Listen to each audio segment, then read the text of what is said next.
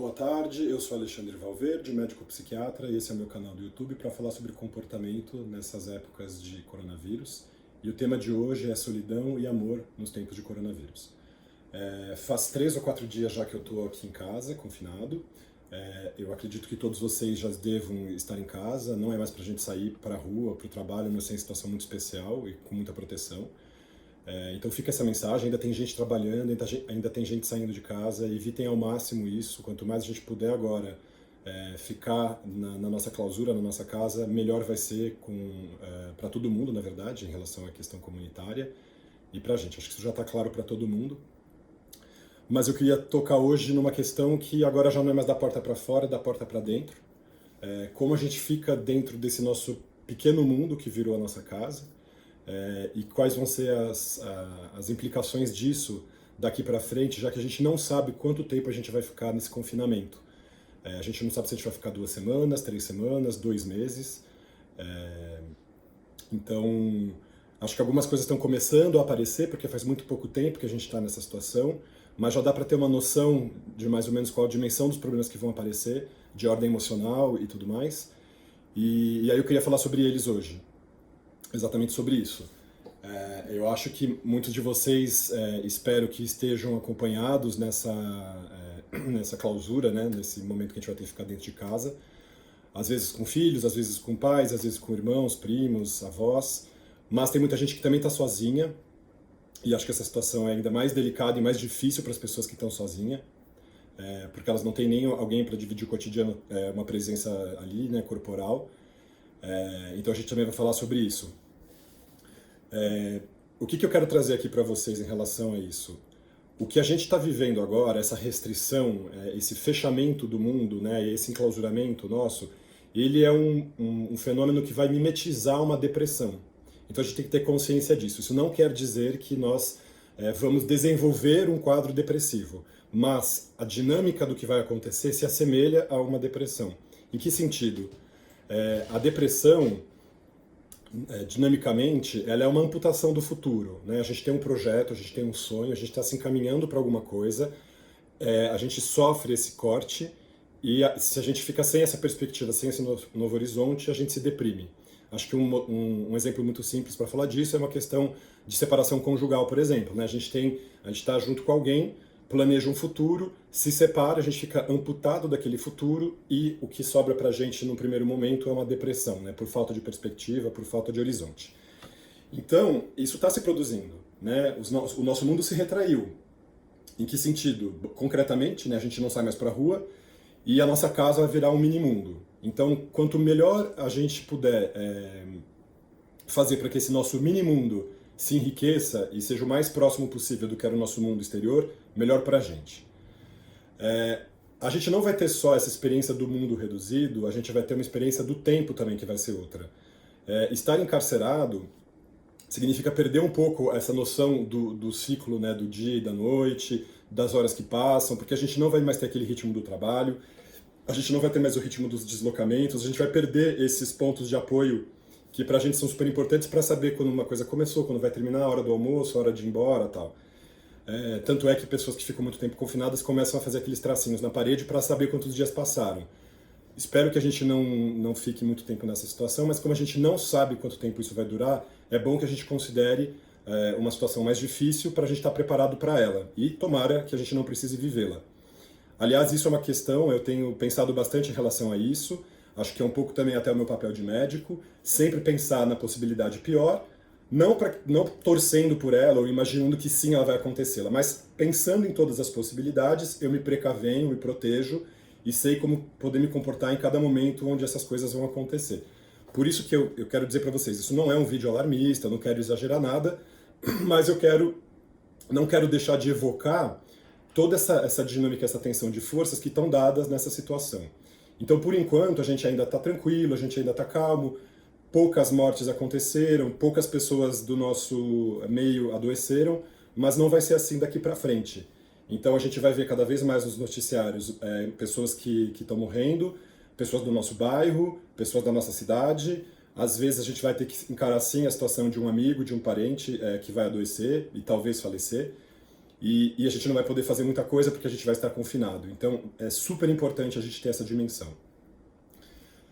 Para além da questão só da restrição do mundo, o mundo não só se restringiu, como o espaço externo, o espaço público, o espaço comum, ele se tornou uma ameaça. E não é uma ameaça ilusória, não é um exagero, não é uma, será que vai acontecer alguma coisa? Não, é algo concreto, apesar de invisível, e acho que isso também faz parte dessa dinâmica terrível que a gente está vivendo. A gente não sabe por onde, nem como, nem quando a gente pode contrair esse vírus e desenvolver alguma coisa muito grave e poder falecer com isso. A morte é a última possibilidade que ninguém quer, mas a gente tem todo o grau de possibilidades de sofrimento que ninguém pode prever como vai acontecer. Então, para além dessa restrição do mundo, a gente tem que se confrontar com a morte, e acho que a gente precisa falar disso. Não que necessariamente a gente vai precisar falar exatamente aqui da morte, exemplificar a morte de uma pessoa ou outra, ou um caso ou outro. Acho que não é essa a questão. A questão é pensar a morte como esse fato da vida que rege os nossos comportamentos. Então, acho que várias vezes eu vou retomar esse tema aqui, da nossa morte, da nossa finitude, em que sentido a gente se relaciona com isso, e como essa tensão que vai ficar entre o nosso espaço protegido, mini-mundo, e esse espaço externo ameaçador, como a gente vai conseguir lidar com isso. Então, bom, acho que a primeira coisa que a gente tem que fazer, eu já tenho instruído nesse sentido, mas eu vou continuar falando sobre isso, a gente precisa, dentro da nossa casa, fazer atividade física, se alimentar muito bem. Como a gente está num período em que a gente não pode deixar faltar alimento em casa, e também a gente não pode correr nos supermercados para esvaziar as gôndolas, porque todo mundo está precisando comprar, então a gente tem que ter essa calma também, de saber comprar o necessário para a gente. A gente vai precisar regular a nossa dieta, a gente vai precisar nem comer muito, nem comer pouco, porque a gente também não pode ficar desnutrido. Então a gente vai ter que encontrar um bom equilíbrio. Geralmente um prato cheio, com metade dele de verduras, e os outros quartos do prato, uma proteína e um carboidrato, é uma refeição muito boa. A gente não precisa ficar repetindo refeição, a gente pode aproveitar esse momento quem está com sobrepeso, inclusive, para emagrecer. E as pessoas que estão eutróficas, com peso normal, continuar a dieta que estão fazendo. Então, isso é uma coisa super importante. Manter uma hidratação muito boa também. Fazer desse momento das refeições um espaço privilegiado, porque vai ser um espaço de convívio com quem está em casa. E a gente pode, nesse momento, aproveitar para conversar sobre as coisas que a gente está sentindo. Eu acho que falar, se expressar, vai ser a melhor coisa que a gente faz para diminuir a nossa ansiedade. E também a gente tem que pensar nas pessoas que estão sozinhas. Então, se você tem um primo, uma prima, um irmão, algum parente, pai, mãe, não importa. Se ele está sozinho em casa, se ela está sozinha em casa, tentem fazer refeições conjuntas. Se vocês conseguirem se conectar, troquem ideias sobre isso. Acho que tem muita coisa lúdica que a gente pode fazer nesse sentido, né? A gente pode combinar com um parente nosso de fazer o mesmo prato que a gente está fazendo em casa e conversar como é que foi sobre isso. A gente pode ligar o vídeo e tentar fazer uma videoconferência para poder fazer essa refeição juntos. E aliás, eu quero fazer aqui um apelo. Inclusive, eu gostaria que vocês divulgassem bastante esse vídeo, e eu gostaria que esse vídeo chegasse aos ouvidos das pessoas que vão decidir isso nos lugares delas, empresas e instituições. Por exemplo, seria fundamental para a gente poder mitigar o efeito nefasto que essa crise vai ter sobre a nossa saúde mental, e eu já vou explicar por que isso vai acontecer também, que essas empresas que oferecem conexão de internet, que nesse momento de crise, até esse momento acabar, que elas ofereçam gratuitamente, são várias empresas, acesso à internet a todas as pessoas, para que a gente possa manter uma comunicação decente, para que a gente possa manter um cotidiano de contato. Vai ser super importante isso, porque se a gente não conseguir cultivar essas conexões, a gente vai adoecer muito. Então isso precisa ficar muito claro, precisa ficar muito claro para os tomadores de decisão e muito claro para os donos dessas empresas de telefonia ou para as pessoas que decidem essas questões. Façam isso, sejam generosos. Eu quero fazer esse pedido não só para essas empresas de telefonia, mas também para as empresas que divulgam conteúdo cultural. Isso vai ser super importante, as pessoas poderem ter acesso à arte, à cultura. Então, quem tem televisão em casa e às vezes não tem acesso a um canal de streaming, de divulgação de conteúdos, que talvez essas empresas, tipo Netflix, Amazon, Hulu, não sei, tem várias empresas de passagem de conteúdo, que também elas permitam acesso gratuito, de algum modo, para as pessoas, para a gente poder passar esses tempos agora difíceis, pelo menos com algum suporte cultural. Acho que cultura e arte vão ser fundamentais nesse momento. São os modos como a gente vai conseguir se expressar e cuidar do nosso corpo e cuidar de quem nós somos e de quem está próximo da gente. Então fica a minha exortação para essas empresas, Netflix, empresa de streaming de música, também Spotify, Deezer, não importa, deixarem as pessoas acessarem isso, para as pessoas poderem ouvir música em casa, para as pessoas poderem relaxar em casa. Não é todo mundo que tem aparelho de som, não é todo mundo que tem outros recursos nesse sentido. A gente tem que pensar nas pessoas que estão desfavorecidas e tem que pensar muito nessas pessoas.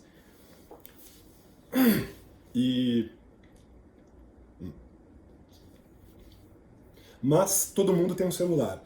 Então, o celular vai ser o meio pelo qual... O celular vai ser o meio pelo qual a gente vai conseguir acessar as pessoas vão poder acessar o mundo. Então isso é super importante, que todo mundo tenha noção disso e que a sociedade, de um modo geral, reconheça isso. Bom, como a gente vai cuidar então do nosso corpo? A gente vai se alimentar direito, a gente vai dormir bem e como a gente não vai conseguir fazer outras atividades físicas porque não vale a pena sair de casa, a gente não tem que ir a parque, a gente não tem que sair na rua, a gente tem que ficar em casa. Inclusive um paciente meu veio me perguntar se tem algum problema levar cachorro para passear. A gente sabe que o vírus ele veio de um depositário que era um animal na região ali da China, talvez um morcego. Outras crises de vírus assim encontraram os seus depositários em outros animais também. Então, no Oriente Médio teve depositário que era o camelo, aquela crise da síndrome respiratória aguda de 2003, talvez não me lembro agora, foi um mamífero na China também, que é o civeta. Então, a gente não sabe se esse vírus pode ou não circular entre animais, animais de estimação. Então, exatamente a mesma lógica funciona aqui. Se a gente não sabe o que pode acontecer, a gente tem que pensar no pior. Então, a gente considera que talvez eles possam se contaminar e que talvez possam ser vetores de doença, então é melhor talvez não sair com eles em casa, deixá-los em casa e se exercitar com eles ali. Bom, então, voltando para essa questão da atividade física, o que vai ser super importante? Quem está acostumado já a fazer musculação, flexão, abdominal e tudo mais, pode usar o peso do próprio corpo para fazer. Tem muito vídeo no YouTube que instrui sobre isso. E me vem à cabeça aqui agora uma ideia, que são esses vídeos de fit dance, que são atividades que todo mundo pode fazer em casa, respeitando os limites do próprio corpo. E se a gente fizer isso diariamente, todo dia de manhã ou todo dia à tarde, a gente também vai ocupar um pouco do nosso tempo com isso, meia hora, 40 minutos, uma hora. A gente vai fazer o sangue circular, a gente vai gastar energia, a gente vai pôr o nosso corpo em ordem e ter também um fôlego e endorfina para poder lidar com o cotidiano nosso, que não vai ser fácil. Então fica essa dica também. Para quem tem criança em casa, isso está sendo uma questão também, muitas pessoas estão perguntando sobre como se comportar com crianças em casa, que é muito difícil para as crianças entenderem o que está acontecendo. Então, colocar na frente da televisão não vai ser suficiente, elas precisam se energizar, gastar energia também. Então, vai ser super legal, né, quem tem filhos, poder dançar com os filhos em casa, poder se divertir fazendo esse tipo de coisa, interagir com as crianças também, nesse sentido. Uma outra coisa que pode ser bacana é aproveitar os nossos lixos e reciclá-los e transformá-los em brinquedos. Então, a atividade criativa agora vai ser muito bacana. Vai ser mais legal até, talvez, do que usar os brinquedos que as crianças já têm em casa. Elas vão se divertir criando coisas, ao mesmo tempo a gente acaba reciclando, vai dando essa noção para as crianças. Quem pode e quem tem espaço em casa, quintal e tudo, aprender a compostar os alimentos. Acho que também é uma fase, já que a gente vai ficar tanto tempo em casa, você que sempre pensou que compostar seria uma coisa bacana e nunca fez, faça. Claro, quem tem condição, quem não tem condição, mantém a rotina, claro, tem gente que mora em casa muito pequena, tem gente que não tem quintal, tem todo tipo de dificuldades que as pessoas vão ter que se confrontar. Então eu só estou dando algumas ideias aqui. Uma outra coisa que eu acho que pode ser muito interessante da gente fazer com as crianças é tirar foto diariamente. Brincar de tirar foto da casa, descobrir os lugares da casa que a gente não conhece ainda, que a gente não viu direito. Empresta o celular para a criança, faça ela brincar em casa, fazendo pequenos vídeos. Acho que pode ser muito interessante cada família fazer o seu diário do cotidiano, de como vão passar esse período de clausura. E depois a gente vai ter muita história para contar, acho que vai ser muito bonito depois que essa fase passar, se a gente conseguir entender que cada um de nós vai precisar produzir maneiras de se expressar e registrar essas coisas, a gente vai ficar com um legado muito bacana para depois dessa crise. Acho que isso é super importante ter isso em mente. Então a criatividade está aí para vocês brincarem à vontade, acho que o lúdico vai ser super importante, a gente transformar a nossa casa num espaço lúdico, sim, claro, conectado para a gente saber o que está acontecendo, não perder o sério da questão, não ficar minimizando a questão, ou desprezando, menosprezando a questão, mas também não ficar afogado pela tristeza e pela ansiedade que vão ser gerados a partir daí. Então, vamos transformar as nossas casas nos espaços lúdicos.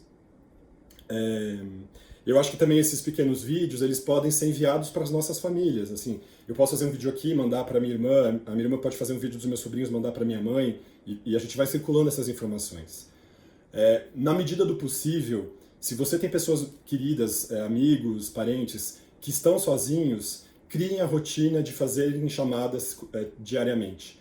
Existem instrumentos na internet, como o Hangouts, o Zoom, que você consegue fazer chamadas coletivas. Então você consegue incluir muitas pessoas nesses grupos, e aí você pode criar esse convívio que a gente não está tendo no cotidiano. Então aprendam a usar esses meios, eles não são difíceis, e isso pode ser muito salutar.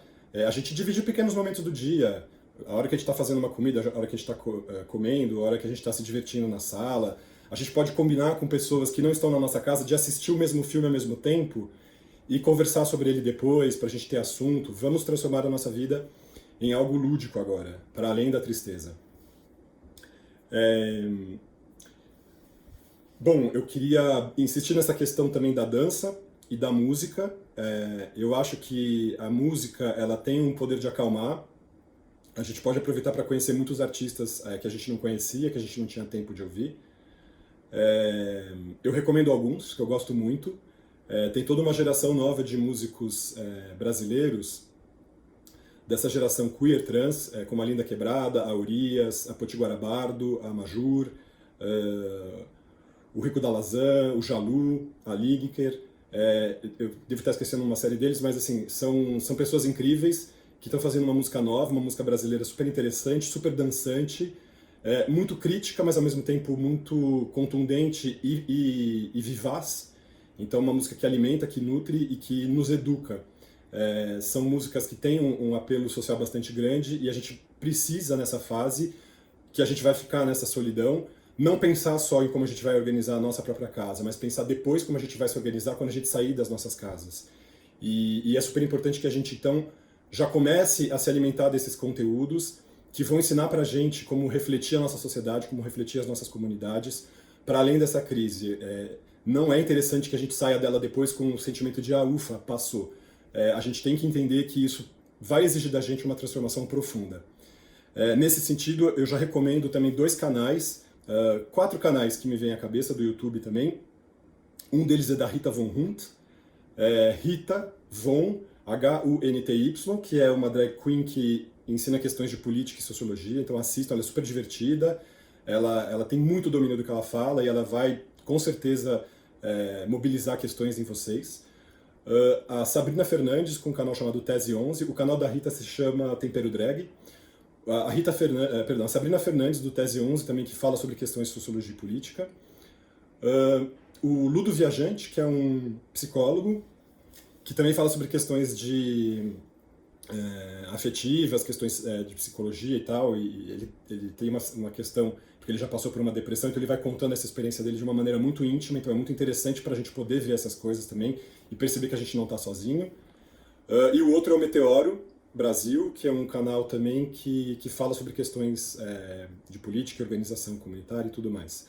Então, a gente vai voltar sobre essa questão desse tema para depois da crise, como a gente vai se organizar socialmente, mas já fica a dica para vocês. Então, a gente pode aproveitar esse momento para se instruir, para aprender, para reconhecer as nossas dificuldades, para fazer coisas que a gente nunca tinha feito antes. Então, comer melhor, se exercitar diariamente, dormir melhor. E também acho que eu vou propor um exercício, na verdade, não só para os meus pacientes, mas para todo mundo que for ouvir essa mensagem. E por favor, divulguem bastante. eu quero que mais pessoas produzam conteúdo, mais médicos, mais psiquiatras, mais psicólogos.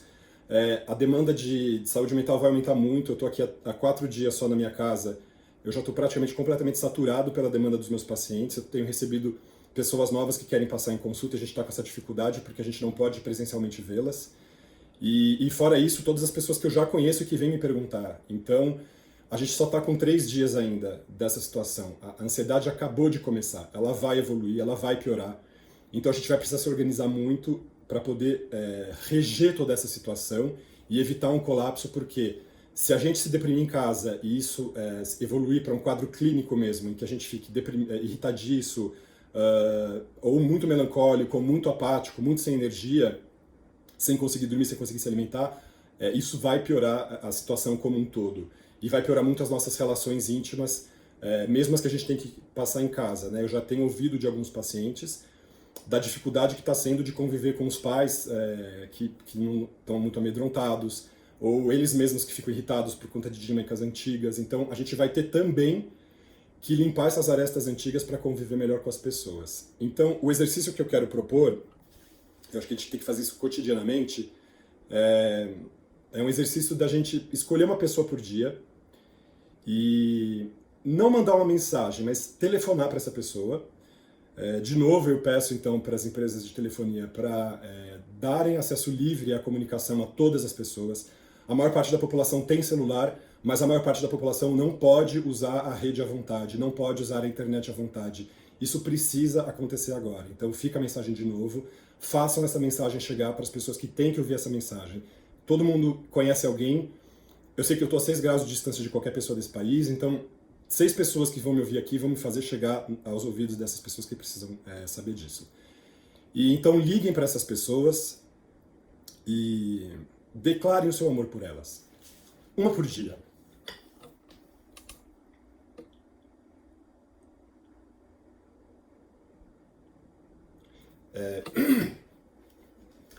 Acho que isso pode ser transformador, acho que isso pode ser revolucionário. Vai ser curioso. A gente não se permite essas coisas senão nesses tempos.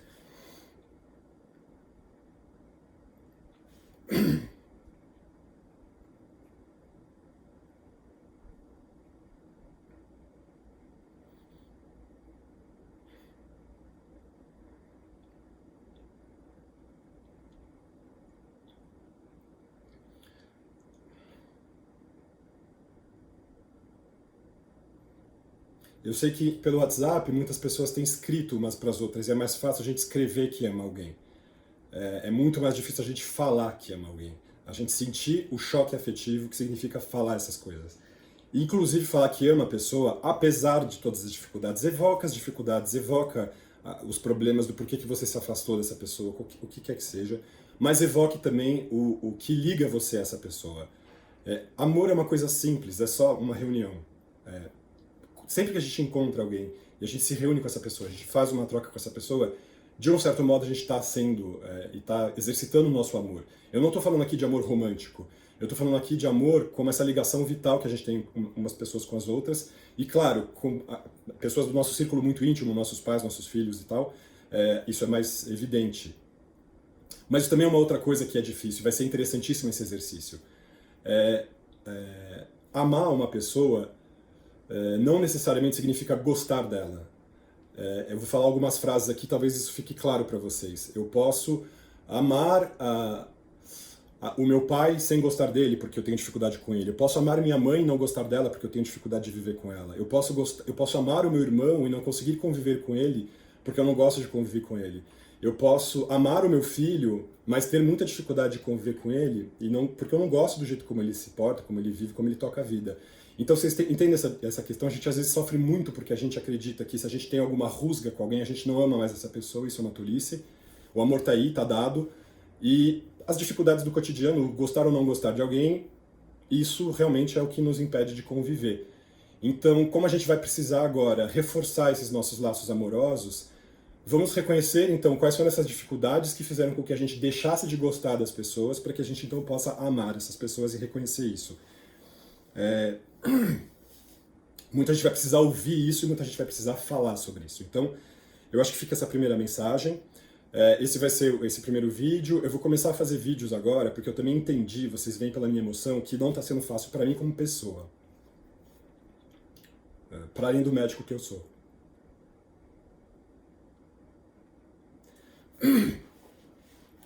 E produzir conteúdo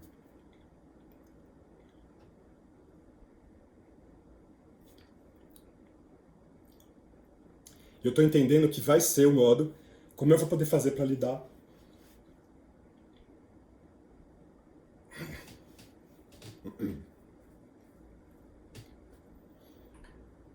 Então, produzir conteúdo vai ser um modo como que eu encontrei para lidar com as dificuldades que eu já estou vivendo, como pessoa e como profissional, nessa fase. Então, eu acho que cada um de vocês tem que se perguntar o que vocês podem fazer de melhor para vocês mesmos e para os outros, que seja produzir conteúdo, que seja cuidar das pessoas, mas isso vai ser super importante. Eu falei para vocês que eu ia comentar um pouco sobre essa questão da dimensão do sofrimento psíquico, como ele vai se dar. Acho que como eu trabalho nessa área, eu fico antenado a isso, eu já estou observando, então eu vejo uma crescente também da ansiedade, dessas demandas por cuidados de saúde. E acredito que a gente vai ter que lidar com contingentes muito grandes de pessoas que vão precisar de ajuda. As pessoas que já estão acostumadas com a rotina psiquiátrica ou psicológica talvez vão ter um manejo maior e tenham acesso a profissionais, ou pelo menos ao conhecimento daquilo.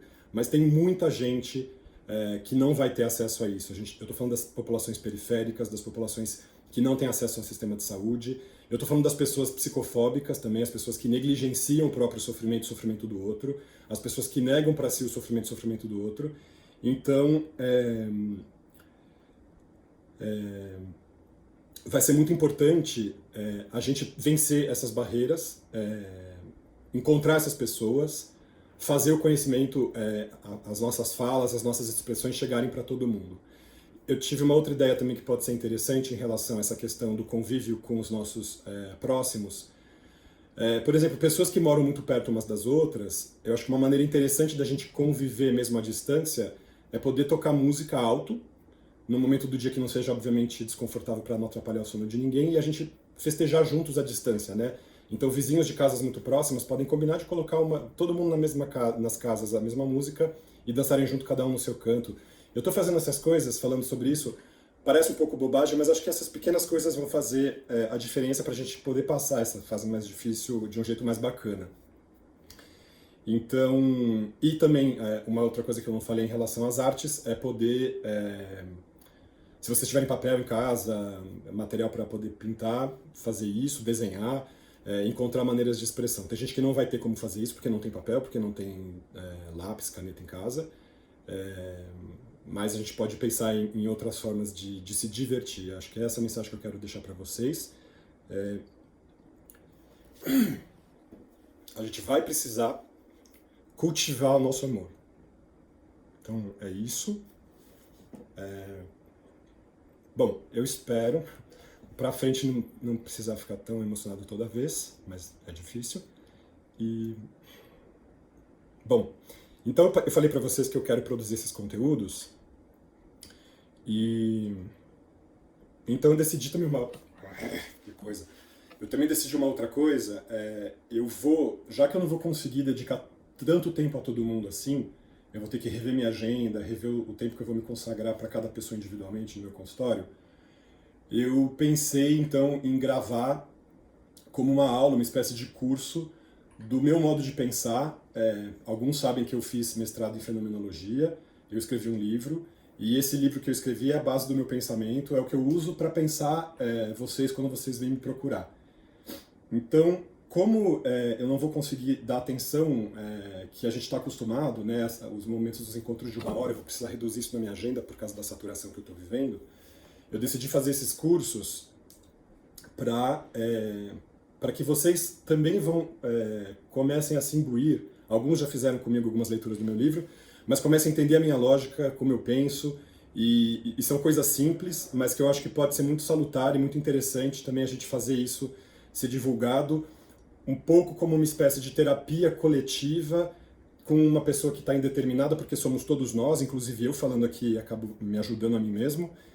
Então, eu vou começar a produzir esses conteúdos. Eu vou fazer dois tipos de conteúdo diferente. Eu vou continuar falando da situação dessa crise que a gente está vivendo, mas também eu vou fazer esses cursos com essa questão da existência, da fenomenologia, da psicologia e da psiquiatria a partir do meu lugar. Então, se vocês quiserem acompanhar, sigam o meu canal. Para você que está assistindo o vídeo, dê um curtir, inscreva-se no canal. Espero que eu consiga produzir bastante coisa para ajudar todo mundo. E vai ser muito interessante receber as devolutivas de vocês, então escrevam. O vídeo cortou no final, então eu quero só me despedir de vocês. Um grande abraço e até o próximo vídeo.